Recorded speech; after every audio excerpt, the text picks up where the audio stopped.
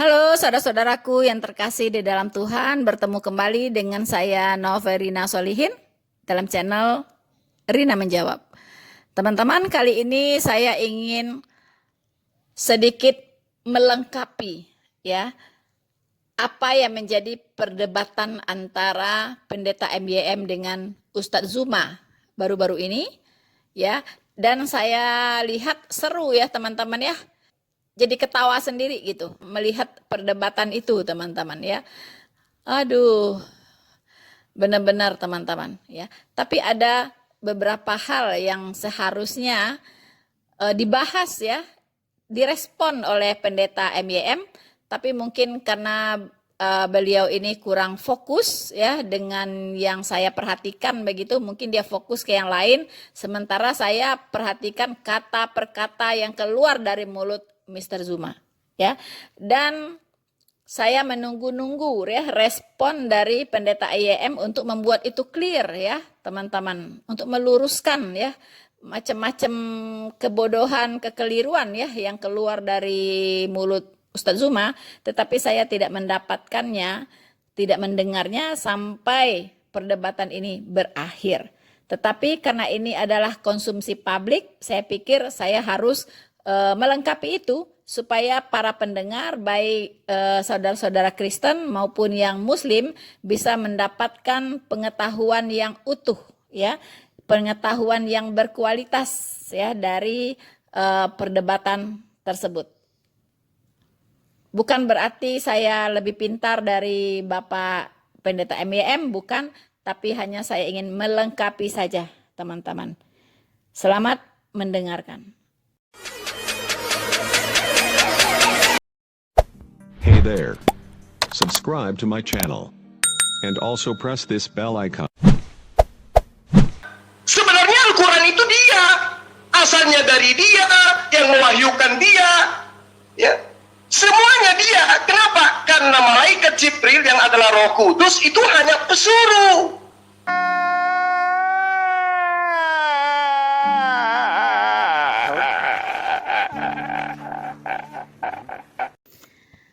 Haduh, Ustaz Zuma. Baru kali ini saya dengar Jibril itu adalah Roh Kudus dan hanya pesuruh.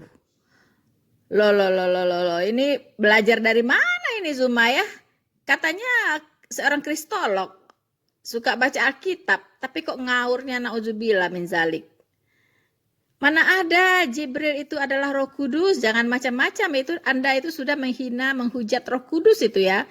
Sekali lagi saya ingatkan untuk teman-teman yang Muslim khususnya, jangan sembarangan bicara tentang Roh Kudus. Ya, jangan sembarangan bicara tentang Roh Kudus. Karena itu sangat-sangat bahaya, berbahaya teman-teman, ya. Di Lukas 12 ayat 10 dikatakan, kalau Anda menghujat Roh Kudus, itu Anda berbuat dosa kekal, dosa tak berampun, ya. Jadi jangan macam-macam mengatakan bahwa Jibril adalah Roh Kudus, kemudian dia hanya pesuruh. Mana ada Roh Kudus pesuruh? Mana ada Roh Kudus itu Jibril? Roh Kudus itu adanya di dalam hati orang percaya. Ya. Di dalam hati semua orang yang percaya kepada Yesus Kristus sebagai Tuhan dan juru selamatnya. Mereka dimateraikan dengan Roh Kudus ketika mereka bertobat dan percaya itu. Ya, jadi jangan sembarangan bicara ini Zuma ini ya. Aduh, Anda sepertinya sudah jatuh ke dalam dosa kekal, ya. Kalau orang sudah berbuat dosa kekal yang tidak berampun, tidak ada lagi pintu pertobatan, sudah tertutup. Tertutup, ya. Jadi karena kasih loh, ya saya mengingatkan Anda semua, teman-teman Muslim ini, jangan sembarangan bicara tentang Roh Kudus. Anda berbicara sembarangan tentang Yesus itu masih diampuni, ya. Tapi kalau Anda bicara sembarangan tentang Roh Kudus, itu Anda berbuat dosa kekal. Percaya sama saya. Lukas 12 ayat 10. Jadi jangan macam-macam, ya. Jibril itu siapa Jibril itu? Ya. Apakah Gabriel? Saya juga curiga gitu. Jibril ini bukan Gabriel. Ya, bukan Gabriel. Karena Gabriel itu sudah datang kepada para gembala mengatakan bahwa Yesus Kristus itu adalah Tuhan, Mesias, juru selamat. Ya, masa datang lagi Jibril yang mengatakan Yesus bukan Tuhan? Jadi tokoh Jibril dengan Gabriel di Alkitab itu juga tidak sama. Tidak sama. Masa Jibril ngomongnya pelintat-pelintut, sekali ngomong A, sekali ngomong B, ya kan? Tidak mungkin dong. Kan Gabriel itu adalah malaikat sorga, penyampai berita, penyampai firman. Ya, karena terkadang Tuhan itu berfirman melalui malaikat Gabriel. Tapi ada juga yang langsung kepada para nabi. Ya. Jadi jangan macam-macam. Jangan macam-macam ya. Karena ini bahaya sekali kalau Anda jatuh ke dalam penghujatan terhadap Roh Kudus, Anda sudah berbuat dosa kekal.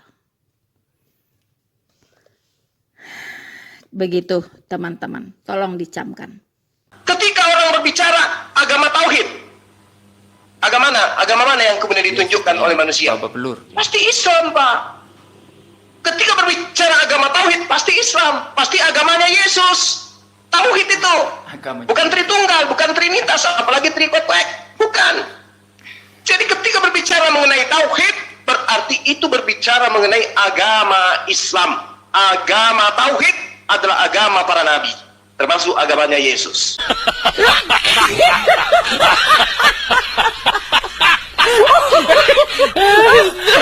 So, saudara-saudaraku yang terkasih di dalam Tuhan, kita mendengarkan bahwa Ustadz Zuma ya membuat lelucon lagi ya teman-teman ya, bahwa agama tauhid itu katanya agama para nabi dan bahkan agamanya Yesus. Wow. Ini ilmu dari mana ya? Hah? Sungguh tidak masuk akal sehat begitu ya. Kalau agama tauhid itu adalah agama para nabi, yang dia maksud adalah agama Islam. Katanya agama tauhid itu pasti Islam ya.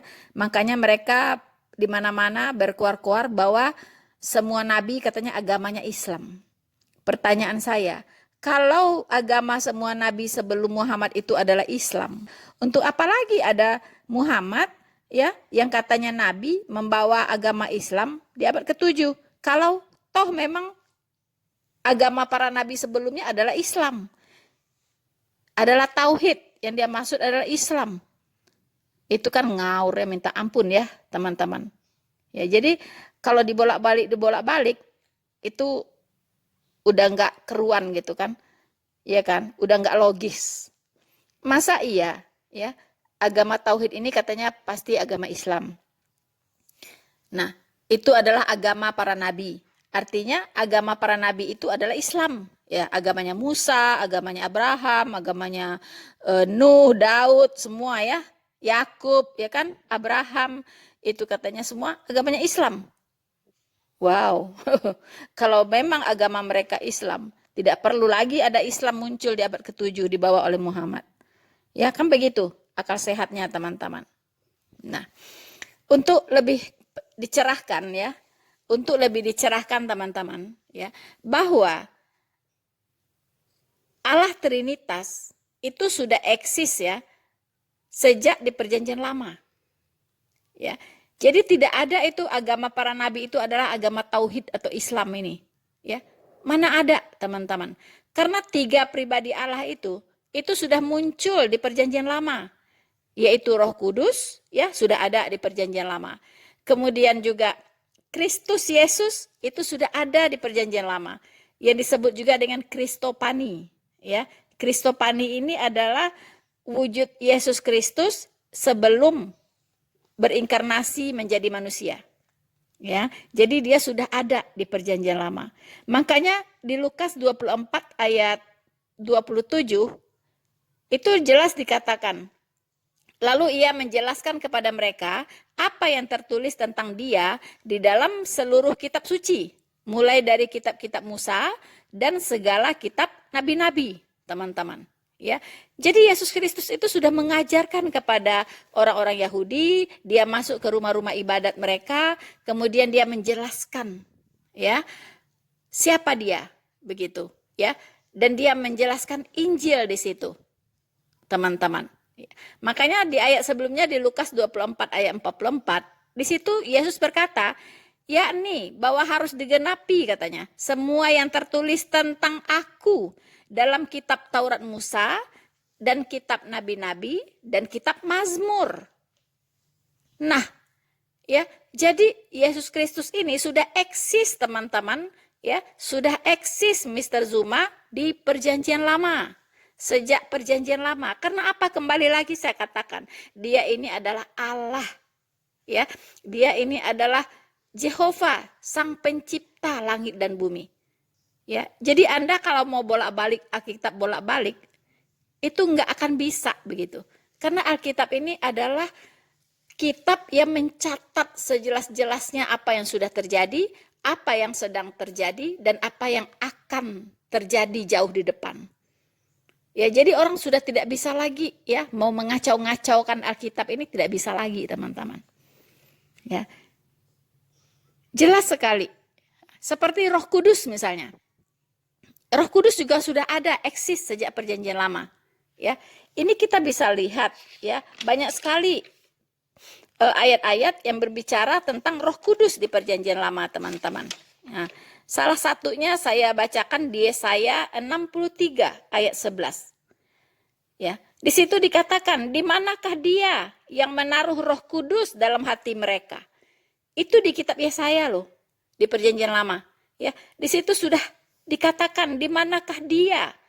Dia ini adalah Allah Jehovah yang menaruh Roh Kudus dalam hati mereka. Dalam hati siapa? Ya, orang-orang yang percaya kepadanya. Ya. Apakah orang Kristen sudah ada saat itu? Belum. Saat itu ada orang Yahudi, teman-teman. Ya. Jadi orang-orang Yahudi itu sudah tahu Roh Kudus. Hey there. Subscribe to my channel. And also press this bell icon.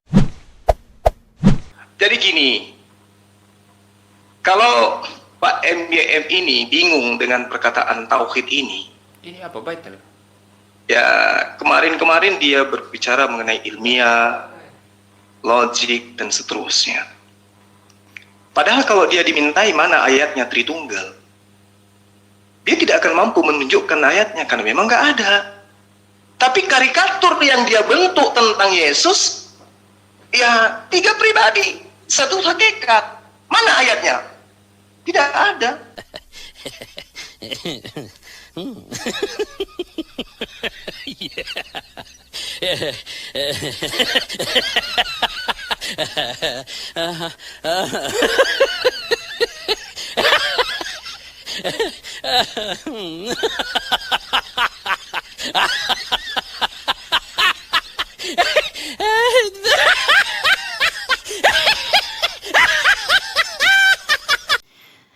Saudara-saudaraku yang terkasih di dalam Tuhan, perdebatan antara pendeta MYM dengan Zuma, Ustadz Zuma, teman-teman, itu membahas tentang tauhid versus Tritunggal sebenarnya, ya.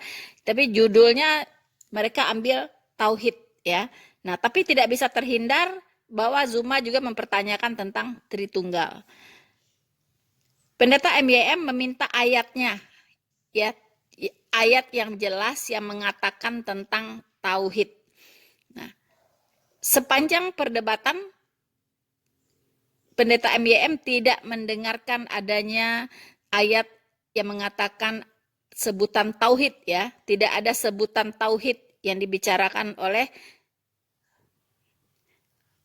Ustadz Zuma. Berarti itu hanya konsep ya. Tapi kata tauhid sendiri itu tidak ada di dalam Al-Quran. Demikian yang saya dengarkan, teman-teman. Nah, berbalik, Ustadz Zuma mempertanyakan tentang Tritunggal. Ya. Ada beberapa kali Ustadz Zuma ini mengatakan bahwa Tritunggal itu tidak ada ayatnya di Alkitab. Tidak ada ayatnya di Alkitab. Dan saya menunggu-nunggu supaya pendeta MYM ini menjawab dengan tuntas, ya, bahwa ada loh ayatnya tentang Tritunggal di Alkitab. Saya tunggu-tunggu begitu, tetapi tidak kunjung ada jawaban dari pendeta MYM. Untuk itulah kali ini saya merasa wah ini harus saya lengkapi begitu ya. Harus saya berikan titik terang begitu. Harus saya berikan penjelasan begitu apa yang diminta oleh Mr. Zuma ini, teman-teman. Nah, sebagaimana kita tahu bahwa tauhid itu percaya kepada satu Tuhan, ya. Allah itu satu atau wahid begitu kan? Nah, kalau hanya percaya kepada satu Allah saja, itu setan-setan pun percaya begitu. Setan-setan pun percaya. Kalau hanya kita percaya ada satu Allah, setan pun percaya begitu. Lalu apa bedanya kita dengan setan? Ya kan? Nah, mari kita baca di Yakobus 2 ayat 19. Di situ dikatakan, engkau percaya bahwa hanya ada satu Allah saja? Itu baik. Itu baik. Tetapi setan-setan pun juga percaya akan hal itu dan mereka gemetar. Nah, teman-teman, kalau hanya orang percaya bahwa hanya ada satu Allah saja, ya itu sangat biasa begitu, bukan sesuatu yang luar biasa. Ya, itu baik begitu kan? Tapi setan-setan pun juga percaya. Kalau cuma percaya satu Tuhan doang gitu loh, ya. Kalau hanya percaya satu Tuhan doang, wah udah amazing banget gitu ya. Enggak, ya enggak. Justru Tuhan itu lebih dari hanya satu saja begitu, ya. Tapi ada penjelasan, ada hal-hal tentang Tuhan yang satu itu yang harus kita tahu begitu, ya. Jadi kita harus tahu persis Allah itu Esa, yes. Tapi Esanya yang seperti apa? Nah, itu yang setan-setan tidak tahu. Begitu kan? Tapi kalau hanya mengatakan Allah itu satu, ya itu belum apa-apa gitu, nggak ada apa-apanya. Itu hal yang biasa aja gitu. Banyak juga yang bilang Allah itu satu. Apapun agamanya dia pasti bilang Tuhan itu satu, Esa gitu kan. Tapi yang seperti apa? Nah, itu butuh penjelasan lebih lanjut. Begitu, teman-teman. Ya. Nah, tentang Allah yang Esa di dalam Alkitab, itu kita sudah tahu bahwa keesaan Allah di dalam Alkitab itu tidak berbicara tentang bilangan, tidak bicara tentang angka, ya, tetapi bicara tentang kesatuan, bukan satu, tapi kesatuan. Tapi kalau tauhid, wahid, ya, itu bicara tentang satu gitu. Allah itu satu, begitu kan?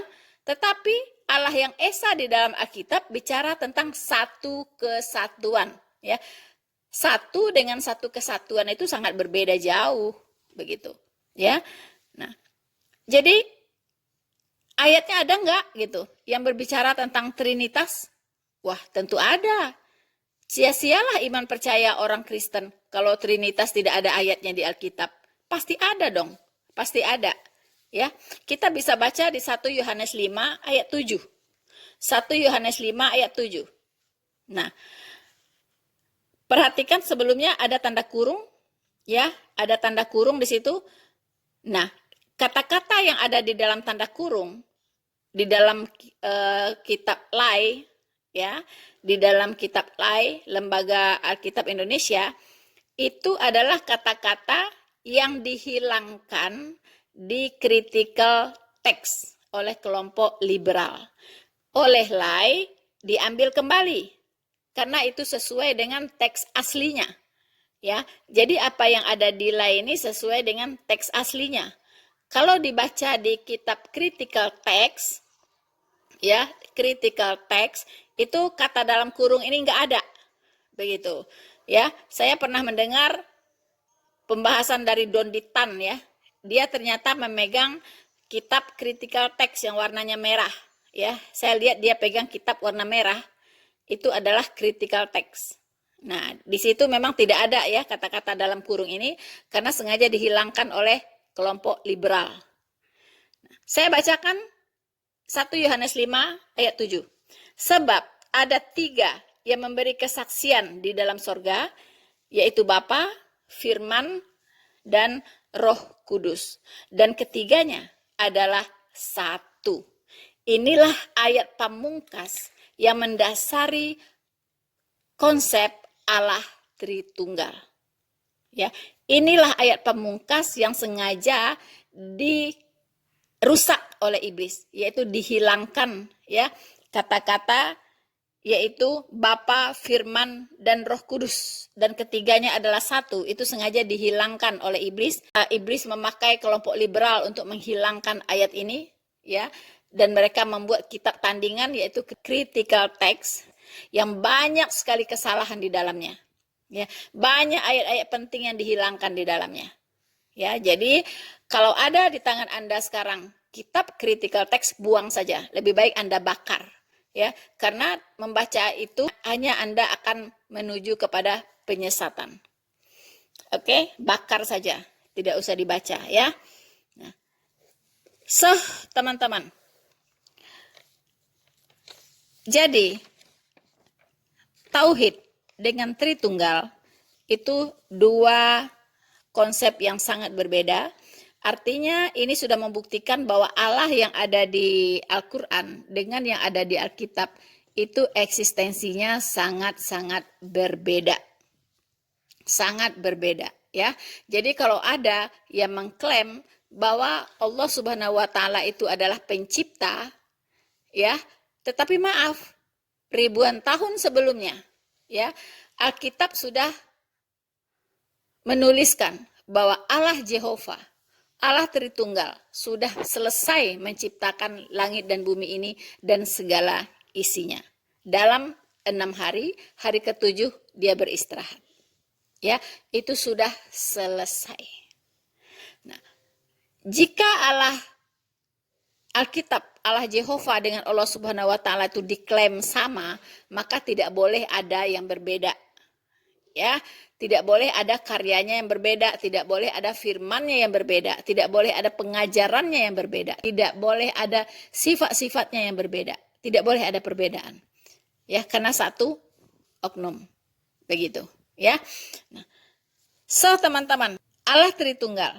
Kita juga bisa melihat di kitab Kejadian juga, ya. Ketika Allah berkata, "Baiklah kita menjadikan manusia menurut gambar dan rupa kita, supaya mereka berkuasa atas ikan-ikan di laut dan burung-burung di udara dan atas ternak dan atas seluruh bumi dan atas segala binatang melata yang merayap di bumi." Teman-teman, di garis bawahi kata kita. Ya. Jadi Allah Jehovah berfirman pada saat penciptaan, "Baiklah kita menjadikan manusia menurut gambar dan rupa kita." Ini Allah Jehovah berbicara ke siapa gitu? Ya. Allah Jehovah ini berbicara ke siapa? Tentunya ada tiga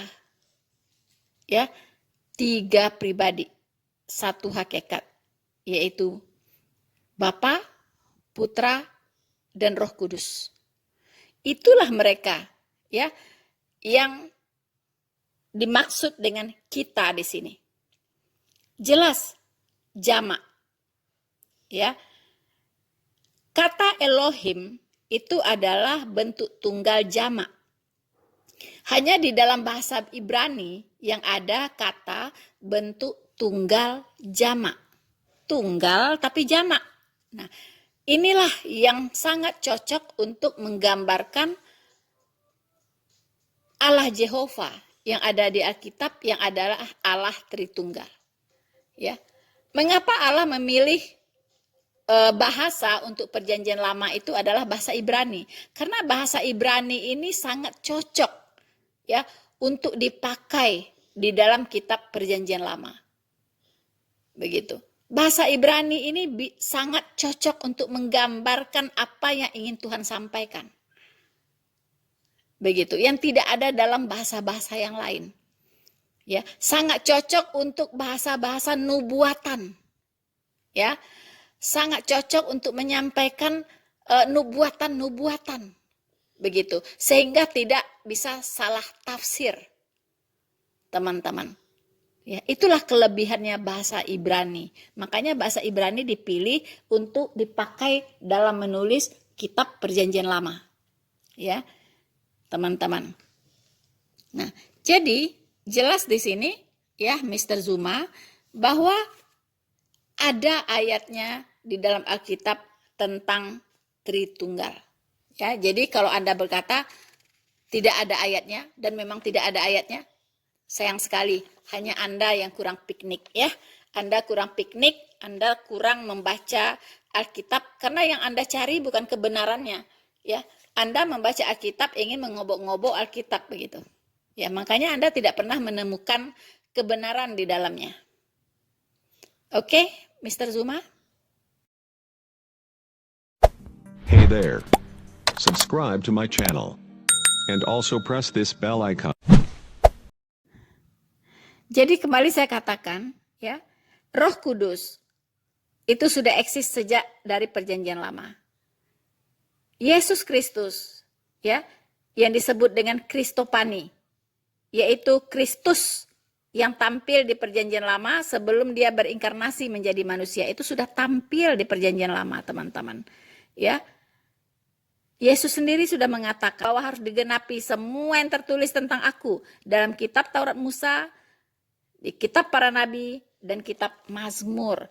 Artinya dari kitab Kejadian, ya, itu Kristus itu sudah tertulis, sudah ditulis oleh Musa, ya, sudah ditulis oleh Musa, teman-teman. Nah, kita bisa lihat beberapa ayat yang berbicara tentang Kristopani, di mana ada penampilan Kristus ya di Perjanjian Lama. Kita bisa lihat di Kejadian 18 ayat 1 sampai 33, ya. Kemudian kita bisa lihat di Kejadian 16 ayat 7 sampai 14. Kemudian kita bisa lihat di Kejadian 22 ayat 11 sampai 18. Kita juga bisa lihat di Hakim-Hakim pasal 5 ayat 23. Kemudian kita juga bisa lihat di Raja-Raja 19 ayat 35. Kemudian kita juga bisa lihat di Daniel 3 ayat 25, ya. Nah, dan banyak lagi teman-teman. Dan nubuatan tentang Kristus Yesus itu lebih dari 300 nubuatan itu ada khusus di kitab Yesaya, ya, yang memang konsentrasi dalam hal nubuatan ya tentang Yesus Kristus yang bakal berinkarnasi menjadi manusia. So teman-teman, jadi sudah tidak terbantahkan ya bahwa Allah Alkitab adalah Allah Tritunggal.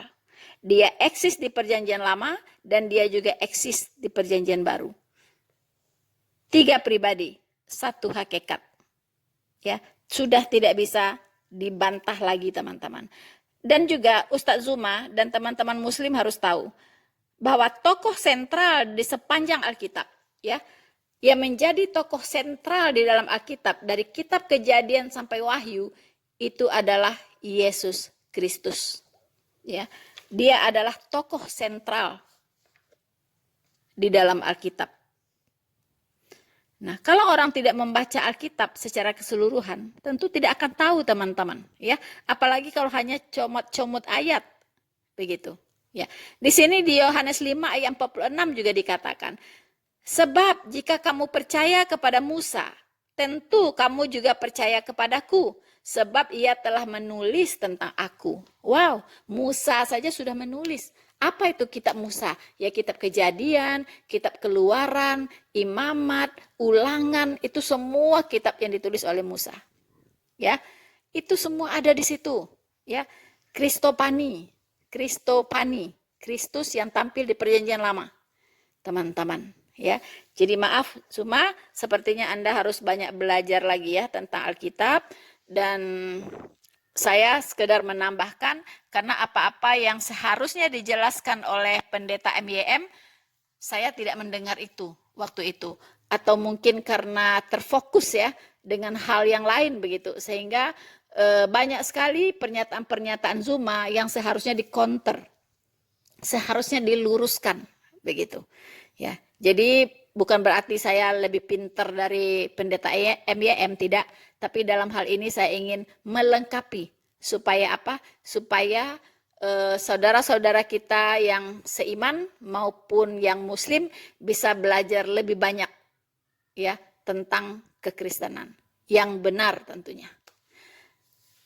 So, teman-teman, Saya kira itu yang bisa saya tanggapi untuk melengkapi apa yang seharusnya dijawab ya oleh Pendeta MYM saat perdebatan itu.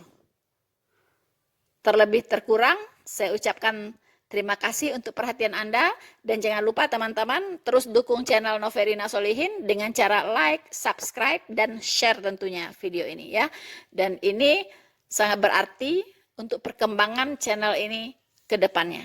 Tuhan Yesus memberkati kita semua. Maranatha. So,